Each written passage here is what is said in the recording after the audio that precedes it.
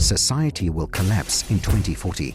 That was the conclusion from researchers at MIT. And so far, all the predictions have come true. Are we all really on a train headed straight for apocalyptic doom? A swift end like a nuclear disaster, or prolonged suffering by droughts, famine, and starvation? Is there a glimmer of hope to hold on to? For thousands of years, civilizations have risen and fallen, kingdoms become world powers, and declined into oblivion, leaving only relics and dilapidated buildings in their wake. While it can be difficult for historians to pinpoint what caused any one of these specific collapses, they tend to fall into four broad categories: political issues, socio-cultural issues, environmental issues, and of course, economic issues. All these factors are strongly intertwined, and it's incorrect to examine them independently. But those are useful pieces of the jigsaw that we can put together. It's as complicated as life, and that is exactly what the MIT study managed to achieve. In 1972, the MIT team created World 3,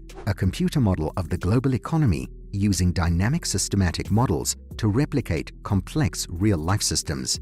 This piece of software modeled everything from variable population growth to industrial capacity. World 3 attempted to predict the future by modeling variables such as birth rates and farming technology, accounting for industrialization, innovation, and yes, pollution. Note that this was done even before it was an established fact that humans could have a negative impact on the environment. When the simulation was run multiple times, it was discovered that all the variables repeatedly converged and began a steep decline in the year 2040. Decades later, Gaia Harrington, the lead for sustainability and dynamic system analysis at KPMG in the United States, published a study. She chose to do the study as a personal effort nevertheless, to learn how well the MIT model withstood the test of time. The study is the first instance in which a leading analyst employed by a well-known large-scale global corporation has taken the limits to growth paradigm seriously. The Limits to Growth was a 1972 report that natural resources would become so scarce that it would undermine economic growth by the second decade.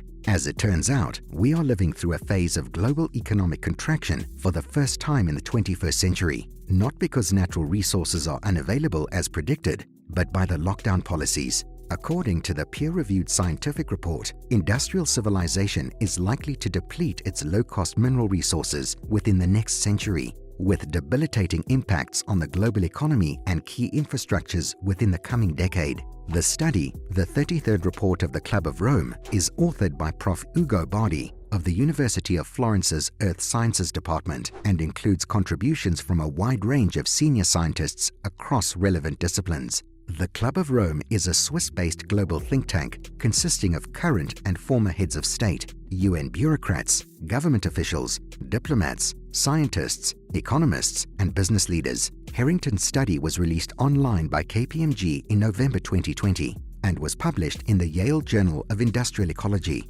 According to their findings, if global civilization continues on its current course, economic development will reach its end within the next decade, and at worst, societal collapse might occur by 2040. Her research evaluates data across 10 crucial variables, namely population, fertility rates, mortality rates, industrial output, food production, services, non-renewable resources, incessant pollution, human welfare, and ecological footprint.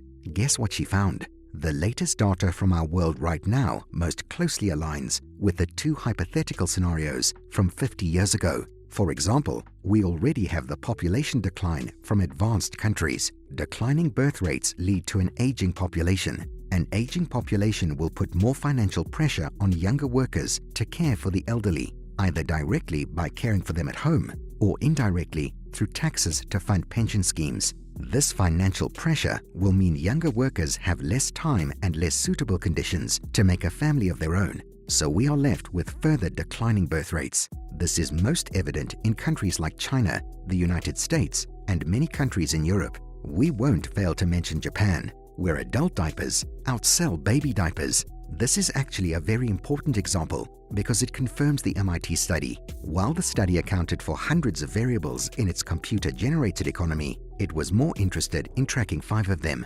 including population, industrial output, food production, and available resources. The software polled thousands of potential outcomes and found that the most optimistic outcome was the comprehensive technology scenario, where production was able to keep up with the birth rate. In this model, the industrial output does peak and then decline, which would normally indicate lower living standards. But this is almost entirely contradicted by the more efficient use of goods that we do have. If in a few years, technology got to such a point where we had self-driving cars and AI replacing jobs, then the need for individual car ownership would be greatly reduced and many jobs eliminated. This would lead to a fall in industrial output, but it's not like we would be poorer because of this. It's just that suddenly a car that used to service only one household would now be efficiently shared amongst dozens, or the productivity of individual workers increases due to the use of AI tools. Some would say, is that not communism? Yes, it is. This is actually what the World Economic Forum was talking about when they famously said that you will own nothing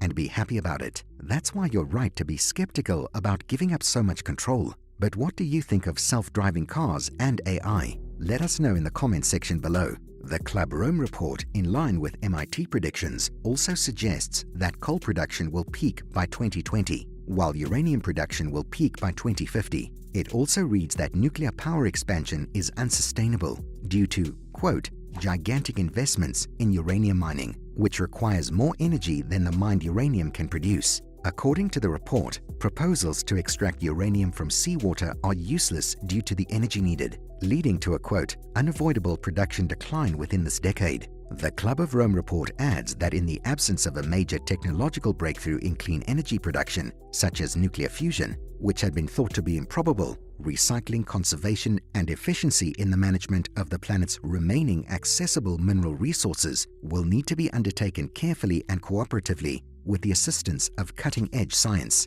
It also says a steady decline in copper production is likely by 2040, which could occur within the next decade. And also our dear lithium. Lithium production could also come short in supply. Sorry, Elon. Perhaps the most alarming trend in mineral depletion concerns phosphorus, which is critical to fertilize soil and sustain agriculture. Crop yield on 40% of the world's arable land is already limited by phosphorus depletion in those areas. In the Club Rome study, we learned that several major regions of rock phosphorus production, such as the island of Nauru and the US, which is the world's second largest producer, are post-peak and now declining, with global phosphorus supplies potentially becoming insufficient to meet the demand in agriculture in 30 to 40 years. In fact, industrial agricultural methods are degrading soil by up to 50% in some areas. The problem can potentially be solved as phosphorus can be recycled, and according to Professor Bardi, prices have gone up by a factor of 3 to 5 and have remained at those levels for the past 5 to 6 years.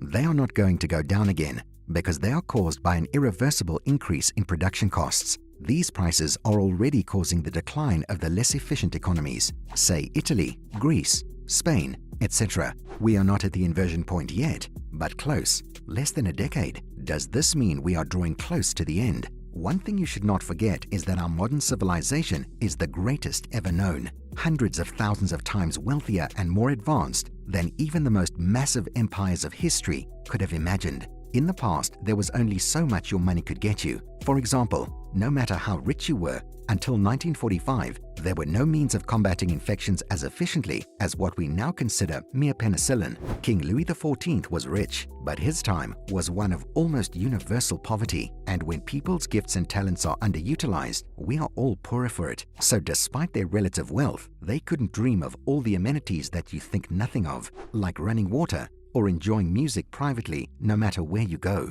There was a time when no one thought man could fly. Now look at today. Aeroplanes are the norm. Even in the Club of Rome study, nuclear fusion was just a pipe dream. But in December 2022, we learned that it is possible. This is how we have managed to come this far. It is not by accident that the United States is the most productive, most sophisticated, and largest economy in the world, with the most fluid upward mobility. The nation was founded on certain principles that set its course for greatness. So the MIT predictions and the studies associated with it failed to take one thing into account: man's ingenuity. You cannot place a metric on it, because we are still discovering just how much we are capable of. So, it's always a bad idea to bet against mankind. Thanks for watching this video. Don't forget to like, share, and subscribe to our YouTube channel so you don't miss out on any other videos. Stay tuned.